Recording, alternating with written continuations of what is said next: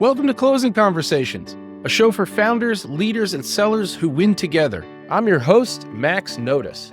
Today, we're diving into what it really means to do founder-led sales and why most early-stage startups get it wrong.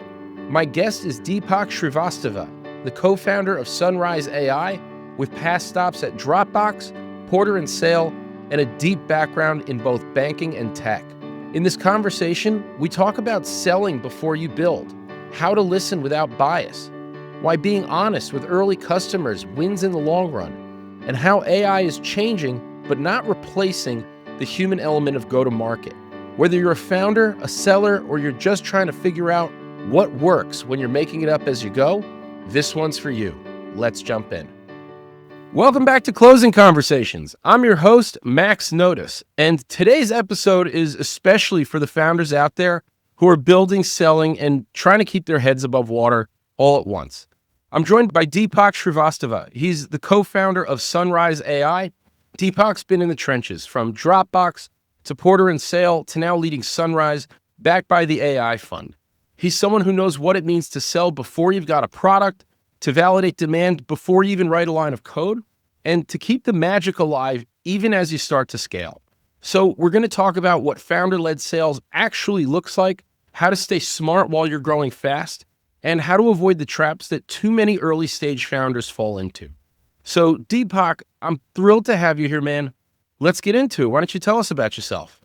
Thank you. I appreciate it. And I will say that, I've always believed that if you can't sell your own vision, no one else should be asked to, right? So from Dropbox to my first startup, Porter & Sale, to my current startup, Sunrise AI, founder-led sales wasn't optional. It was the fuel, right? And just a quick background on me, I never meant to be an entrepreneur. I wasn't that kid who, set up a lemonade stand and started slanging like $1 drinks to folks in the neighborhood.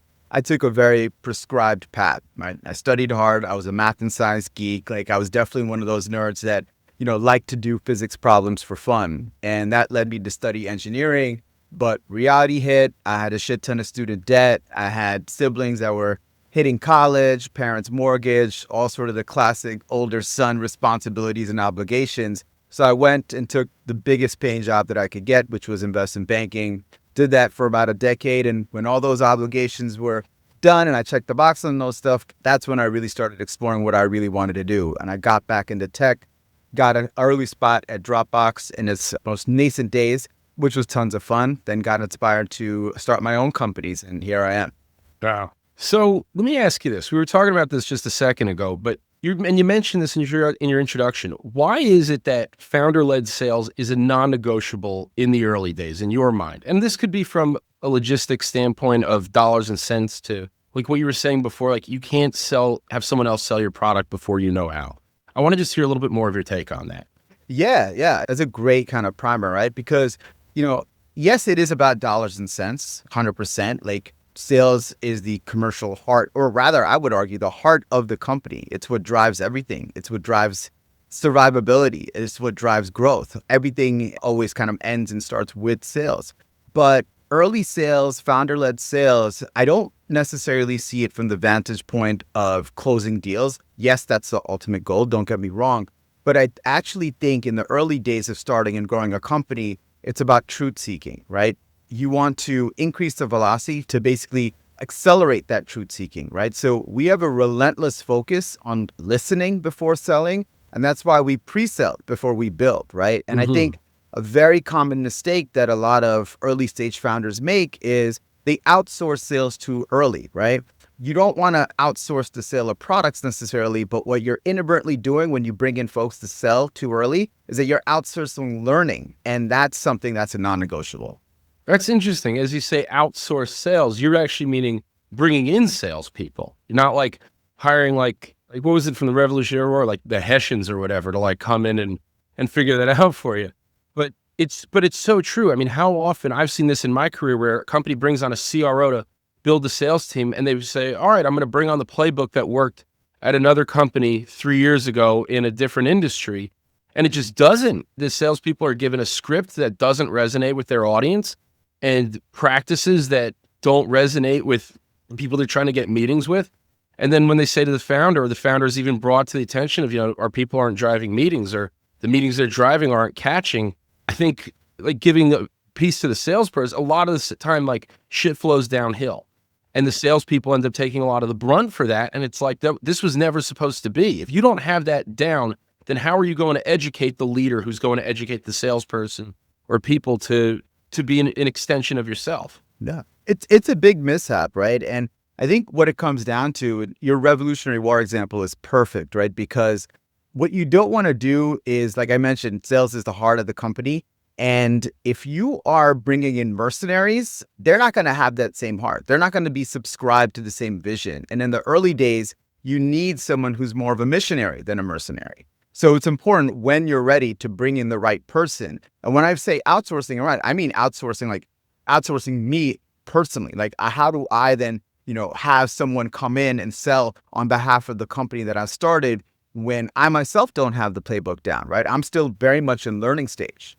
It's another interesting thing you mentioned, because I'm thinking how, and we're going to get to this, is how you're selling before you have your product totally baked down, so that way you can learn what's working, what's not. And if you're, like, I'm thinking if you bring on salespeople before you have your pitch totally down and ironed out and bona fide, it ends up being like, it's like a terrible game of broken telephone. And your salespeople could end up selling a product that is completely different than what you have in your head. The lessons they're learning from the market aren't making their way back up to leadership. And it's this horribly fragmented process that you're working with.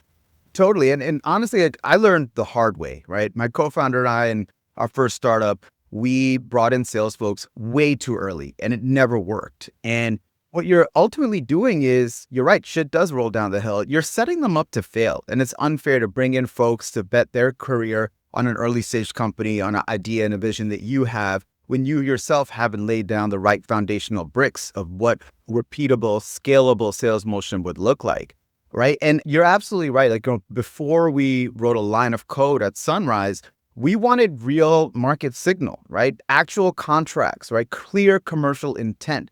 Interest, by the way, isn't enough, right? And we sort of deemed it internally as contract before code. If no one is willing to commit early dollars, they're not going to pay post-launch either, right? So what we've done is, before building our whole customer intelligence platform, we validated this with real companies, real brands, right? They told us, if you build this, fine, we'll go ahead and sign up, right?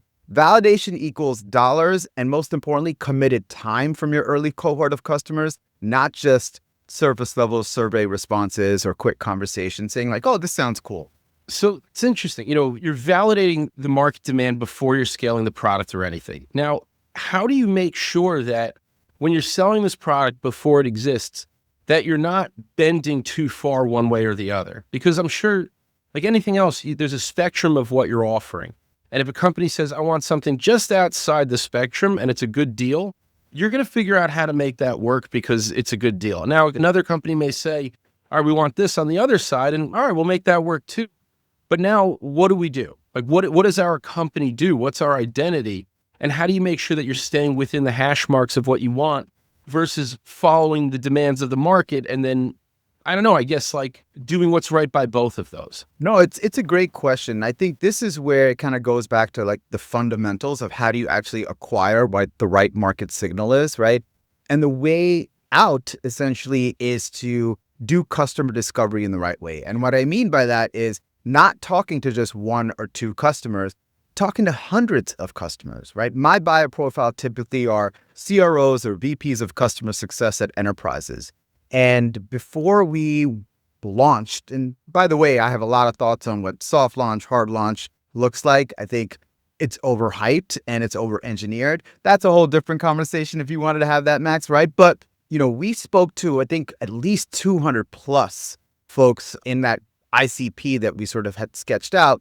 And what we uncovered were common pain points. So it's not just a sample set of 2 or 3 early prospects and then seeing and solving problems for them. It's taking 200 or 300 folks, laying it out very much in a methodical fashion. And, I come from an engineering background, so my framework is as such where it has to be very analytical, very data driven, taking those 200 to 300 conversations, understanding, hey, 80% of folks are saying this. 90% of folks are pointing out this pain point. So you start to get real signal as to where the pressure points are. And then you can start to think about, okay, what are potential solutions to the top 1, 2, or 3 pain points that we're seeing? So you're not building for just one, you're not coding for just two. And that then steers you away from the problem that you were alluding to, which is how do you then like manage like very disparate sort of solutions that you may have in your head? No, what you want to do is get signal from a large enough sample set that gives you the right demand.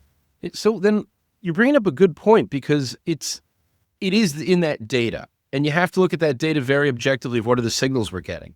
How do you look at that data objectively? Like I'm thinking today, like as you're saying this, I'm thinking he's 100% right. And how would I go about this? I would be recording all of my conversations. I would throw it into some AI engine and have it spit back out, what am I hearing the most? Because it's so easy to get caught up in, wow, I had a great conversation about this with somebody. And then in my head, it translates to this took up 25% of the demand was because of this one great conversation that may or may not have even closed, but it felt inspiring to me or what, some way, shape, or form. Yeah. I think there's a couple of things that I have in my head, like as you were speaking. Like one is, I think, yes, by the way, you're absolutely right. That's what we did, right? Not just be putting out a spreadsheet and having like 200 columns, right, of conversations and then mapping out the pain points. It is what we did. But what I did to sort of underscore or amplify the learnings there is throw it into like Claude or ChatGPT and say, hey, what are the common signals that are coming out? But before you get there, you got to have some sort of, and this goes back to my engineering mindset, data integrity. And what I mean by that is in these conversations, it's really important in terms of your approach with whomever you're speaking to, right? Because look, as founders, and I'm definitively guilty of this, we're very much, like I said, missionaries of our own vision, right? So there's this intrinsic want or need or desire to like pitch your product, pitch your solution, paint a picture of how you want the world to be because of your product or service that you yourself have been sold that like this is better than gold, right? But what's important is actually not pitching your product during this initial discovery phase, not talking about what you want to do. It's actually just being in listening mode.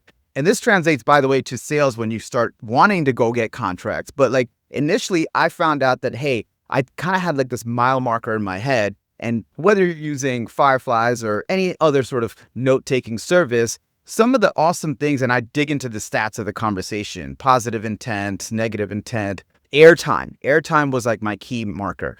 If I was able to speak less than 30% of the time, that means I'm actively listening. I'm not pitching. So that was kind of like the mile marker I had in my head. So now I'm in listening mode. Now I'm having whomever I'm speaking with, that counterparty, talking to me about their problems. The best conversations in those initial discovery calls was when I simply just did not speak or I didn't pitch anything. All I was doing was being a listening ear and a sounding board for, my counterparty's problems and pain points. Like, let me soak it up. It's all good. That was the best way to acquire the data. Then you analyze the data to see what are those pain points that keep coming up.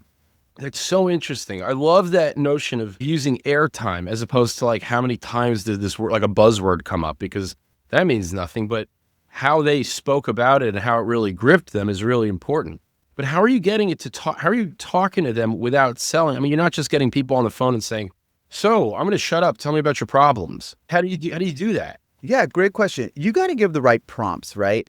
And what I like to, another kind of guideline that I always went with was you want to ask open-ended questions for sure, because you don't want to lead the witness, right? Because we have our own personal biases. Like I have an idea, a solution in mind. I'm trying to validate that. I have a bunch of assumptions in mind. I'm trying to validate those, but you don't want to lead the witness. So you ask open-ended questions versus giving them choices, right?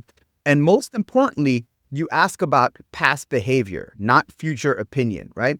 And not to say that people are malintended, right? But they typically they'll say or respond in a positive way that's amicable, right?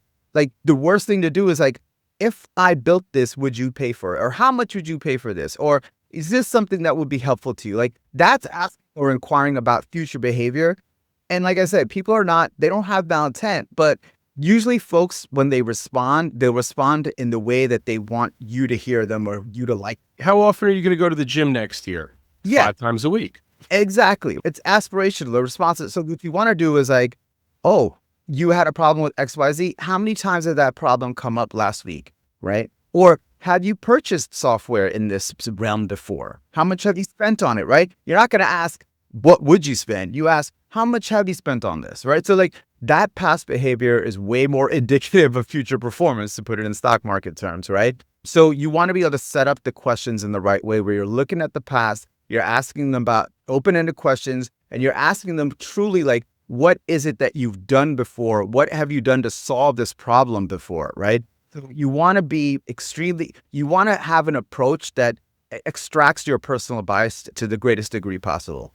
It's so interesting. And I think it's probably even good sales practices to just, shut up and listen, ask the open-ended questions. And I mean, at this stage, I was thinking, you're not gonna be able to do this with like a cold contact, but at this stage, you're relying, very heavily, or you're meeting a lot of people through network referral. So you're going to have that first meeting, you get to listen, and then you get to respond either in that meeting or a next meeting saying, this is how we can help you. And it's probably as best aligned to what they're looking for as possible. So that probably works for you right now. But then when you do end up bringing on salespeople, it's going to be a different process. They are going to be hopefully still be listening before pitching, all those good things, but they're going to have something more concrete to be able to offer. Now, that brings me to another point. You're selling something, and this is not just you, this is a lot of founders.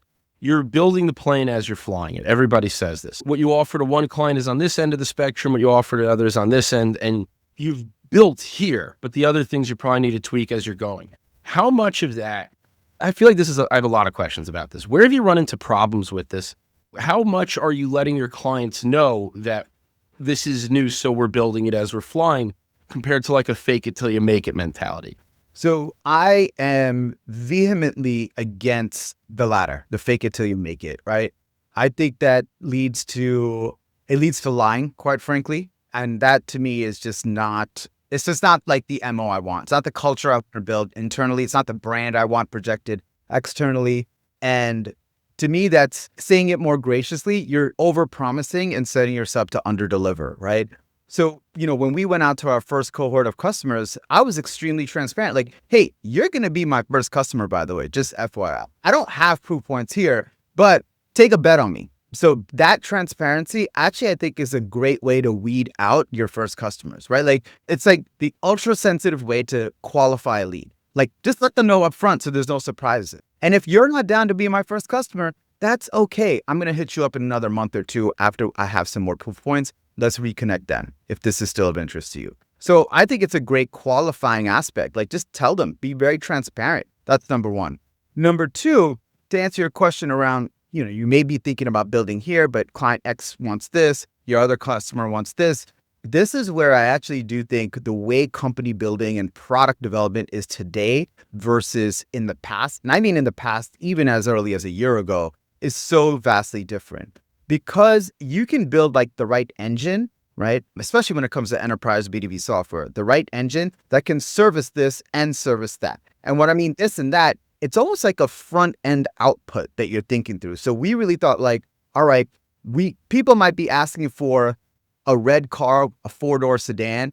Another company might be asking for a pickup truck, right? That has a lot of volume that it can carry, right? And more horsepower. But at the same time, what we can do is work on the right engine. What's underneath the hood? Let's build the right thing that's underneath the hood that then we have the optionality to power either that 4-door sedan or that pickup truck, right? So we started to think about how we can operationally leverage product development. And that the ability to do that has been, 10x'd with the ability to use AI in terms of our own internal build processes. Mm-hmm. That's so interesting because you can, my product is here and I want to get here, you can find customers that essentially are paying you to build to where you want to go. Exactly. That's exactly right. And you're transparent with that, right? And I think a lot of early adopters, customers that want to be innovative, especially in the world of AI, there's such a huge tailwind here. They want to have, it feels good to them to have say in your roadmap, right? Because, a lot of B2B SaaS startups like ours, the OG mantra was very much like, oh, we want to productize this. And how do you make it scalable? But I don't know. I've really evolved to a place where I hold a very antithetical view I think the service, the consultancy aspect, especially in early days, is so critical. Like customers do want a customized solution, right? And so that's fine. I'm very comfortable doing that. And I actually think service type businesses, they can now in the world of AI be way more productized and scalable. So there's this interesting kind of antithetical force, especially, I'm in the business of, starting and growing VC-backed companies. It's like service or consultancies have always had a very bad aura in that world. I just blankly refuse to believe that that's the case today. I like a lot of what you're saying here. And, especially as an early stage company, when somebody's taking a meeting with you, like I agree with you, lean into we're new, like lean into that, because there's a degree of honesty that becomes very appealing, very attractive, as opposed to putting your energy into making it seem like you're bigger than you are or something like that. When somebody's taking a meeting with Sunrise with you, it's because they're taking a meeting with you. Correct. That you have a reputation, that you seem trustworthy, all these things. They could kind of care less if you've done this before. And in my experience, even with commission, my first clients say, listen, like I've never done this before, but I know it works. I'll give you a discount to work with me because I know it works, but I just need to be able to prove this out. And it ends up being quite a win-win for both. And then even if you're saying, well, I'm this big, I'm coming in, I'm charging you this. And then in a few years you say, well, I got to charge you triple. They're like, why? You've always been this size. These things don't add up well. And I don't know. It's like when you go on a date with someone and saying, well, I got to tell you, I think you are unbelievable. I think I'm in love with you, compared to like, there's that honesty that's like really, really appealing. And I think I agree with you. I think that that's going to get you the right customers to work with. I think they're going to give you slack in places where it makes like you're going to need that slack, and they're going to give you feedback in places that's constructive, not meant for a different business, essentially. I think that's exactly right. I think that open honesty is what drives authenticity, and that the variable of authenticity is required for any customer to sign a contract, full stop. Mm-hmm. So I think of it as not a handicap that's saying that you're new. I don't think of transparency as a handicap. I don't think it's a neg. I actually think it accelerates the pace to you actually closing, because you're being straight up with folks. One, it qualifies the right folks that you're engaging with, spending time with. And two, it accelerates the pace of them actually becoming your customer. Yeah. That brings me to another point, and to something that we have on the docket here of when it comes to scaling, like how do you keep the magic essentially? And I'm thinking about, from my own experience and colleagues' conversations, all sorts of things, when you will join a company that's in its early stages, so often you're talking to a recruiter, or you're talking to maybe their CRO or their founder who's puffing up their chest and saying, yeah, well, we already work with Amazon. And it's like, oh, but like in reality, you're still a really small shop, and they're doing this to attract the salespeople. And then salespeople come on board, and onboarding is not that of a bigger company. The attention and focus they're getting is not that. And then when they're selling companies, they are put in a bit of a phony situation where they're saying, well, we work with Amazon, for example. And it's like, you don't. And going back to your original point of when the founder knows how to sell this and is selling this the right way, that empowers the salespeople to sell this the right way and own the company, that they're joining. And when you're joining a startup, there's a big risk reward factor. There's the risk in that they're brand new. There's the reward is major on the upside and major on the downside. But if you know really well what you're getting into and it's sold honestly to you, then you can come in and on your early sales call say, listen, we're new. Like they just brought me in because this is working. Like it's been working with our other folks. Now we're trying to scale what we're offering to other people. And that's why I'm here. It's why I'm talking to you, as opposed to some new salesperson who feels so insecure in their seat. They're trying to sell this as bigger. The company's seeing right through it. And now they're not closing deals because there's an identity crisis going on.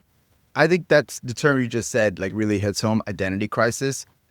When a company, an early stage company, starts to scale its sales operations, there is a question, and it's an inflection point. What is your identity? Because now, like the narrative of what a company's identity is coming from one of the founders versus someone who's an employee is very, very different. So it begs the question as to what is the company identity beyond the founder, right? Because that salesperson has to effectively convey what that company identity is. So if you can't answer that question yet, you're not ready to scale sales. You're not ready to even hire someone. And I keep going back to like, it's a disservice to have someone come in and bet their career on your company, your vision, your product when you haven't answered those very basic questions. So understanding what the company identity is beyond a founder, I think is critical.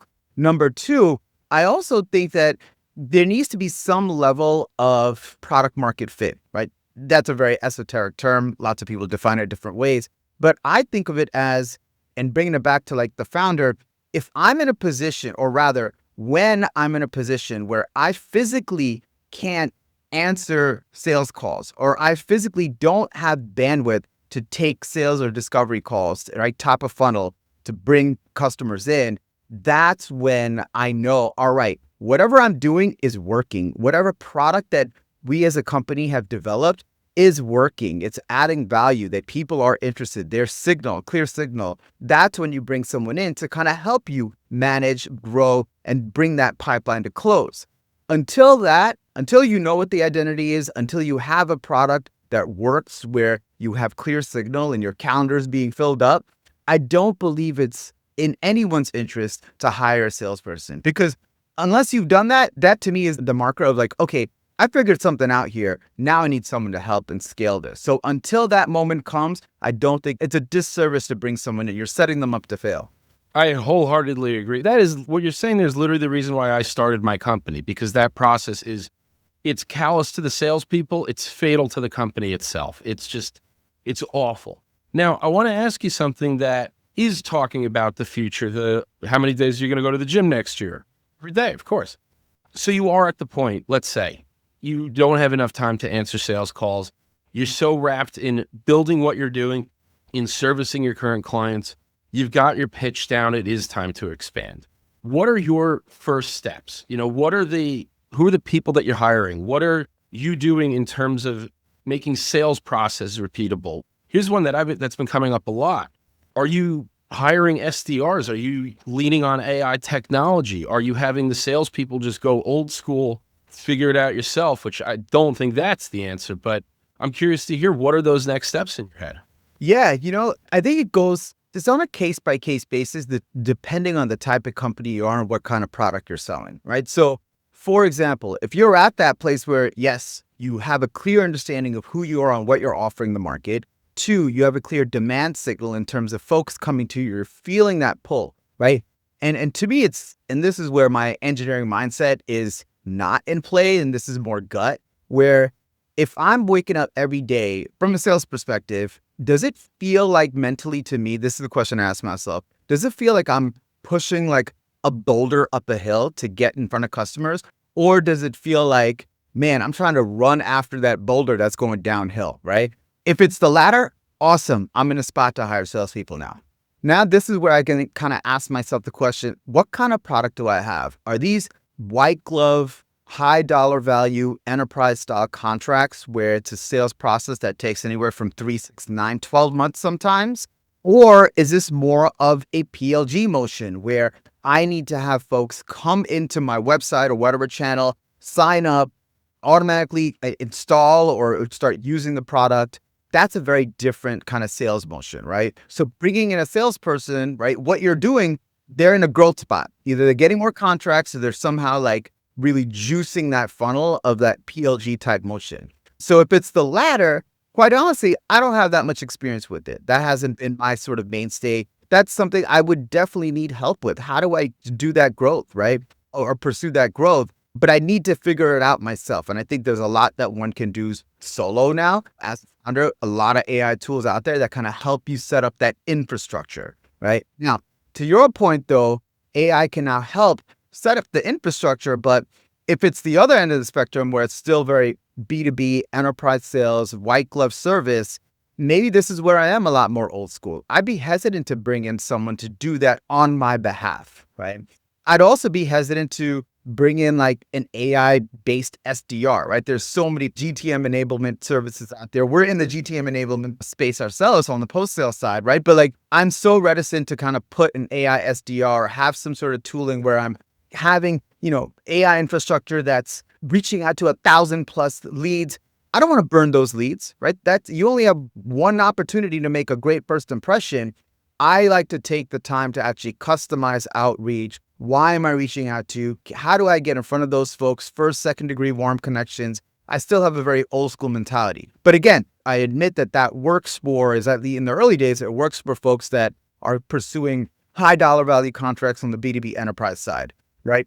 I do believe you could probably leverage more scalable AI tooling for folks that are a little bit more downstream if your business is lower dollar value, more volume based. But on the other end of the spectrum where I live and I'm like waking up and breathing every morning, I'm very, very reticent to scale, outreach or build top of funnel in a programmatic way just yet. I'm the same way. And it even just, again, from my business, the way that I'm starting off is similar partner model where there are people who are referring galore and it's fantastic. But I know that at some point I'm going to have to pivot and I'm going to have to bring on folks where this is what they're doing. Now, similarly, I have a hard time in terms of trust handing over all of my first impressions over to a bot.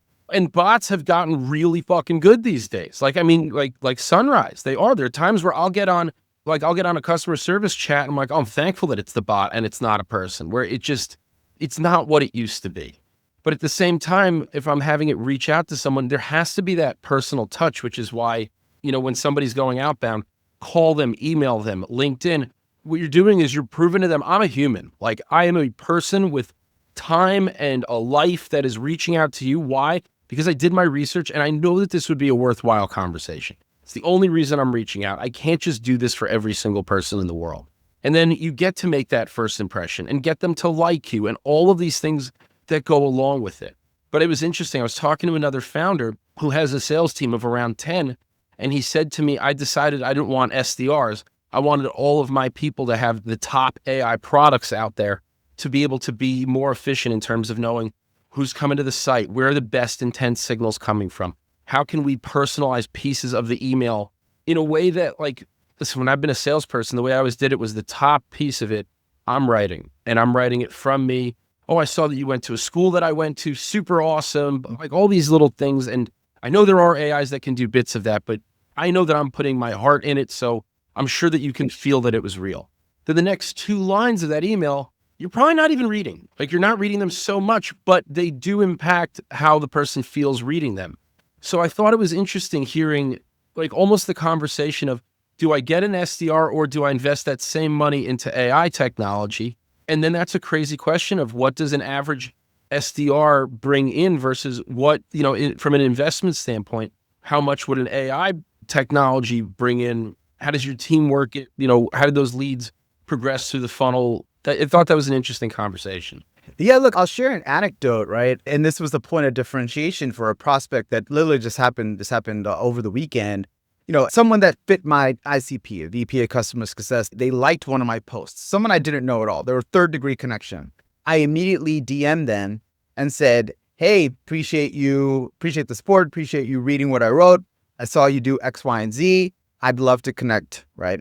And immediately the person responded like, oh, do you have like an AI response for everyone who kind of like, has a check mark or likes one of your posts? I was like, no, I'm an actual human. I'm literally just reaching out because I saw you like my post. I'm like, oh, that's very refreshing. And a call is scheduled for tomorrow. Awesome, right? So it was almost like, again, I like to, I don't know if this is going to be a scalable view, right? But whatever my competitors are doing, whatever folks are doing en masse, like, I almost had this visceral reaction to do the exact opposite because look, when you're doing outreach, cold outreach, differentiation is the key. So this is my point of differentiation. I'll do it all day, every day. Yeah, that's really interesting because if you're reaching out the same way that everybody else is, like, what's the difference? They're all customizing it based on the same LinkedIn profiles and the same Google News and everything. But if you have something that can really be a dagger in there, you're muting it. You're muting capability. I have a funny one. So where AI kind of killed me, I had a video made for my company for commission. And I called a salesperson who I trained, who I'm still friendly with. And the guy has the best voice of anybody I know. He sounds like Mr. Movie Phone. Like he literally talks like this. And Hello, and welcome to Movie Phone. Yeah, I remember exactly. And that. when I trained him to sell, we were like, Harry, this is like your voice is a weapon, like, but we've got to use it appropriately. So I had him do the voiceover for my video, and it was so deep and eloquent and perfect that everyone thought that this was an AI video. Well, this is this guy's voice. A friend who said to me, there's no way you know a guy who actually talks like that. And I'm like, I do. I think I do. And now, I don't know. It's been a funny response, but it's exactly that. If you're using AI, you might be blending in with the crowd as opposed to getting ahead of it. I also think that, and this sounds weird coming from me, like I have an AI company, like we are an AI product. Like I'm hardcore on this whole, I'm on the horse, right? I'm there. You I'm have running to the be, race, yeah. right? However, I do think, or I think about this constantly, that there's a new muscle that's being built, especially if you're on the receiving end of all these cold messages, which I'm sure you are too, between email and LinkedIn and every other channel, even text. And, people are starting to have or develop these radars. Like, it might even be personable. Like, oh, you saw that I went to Ohio State and you said something about in your opening email, like, but it still can like look and feel as like, oh, this was authored by AI. And like the minute like that spidey sense goes off in someone, I think there's like, okay, I'm not answering this, delete, archive, whatever. It's done. You're out, right? So like, and I think being cognizant of that, like ability of people like honing in on their AI radar, I think it's going to be even more and more important, because you have to be cognizant of that to then do a cold reach out that is differentiating.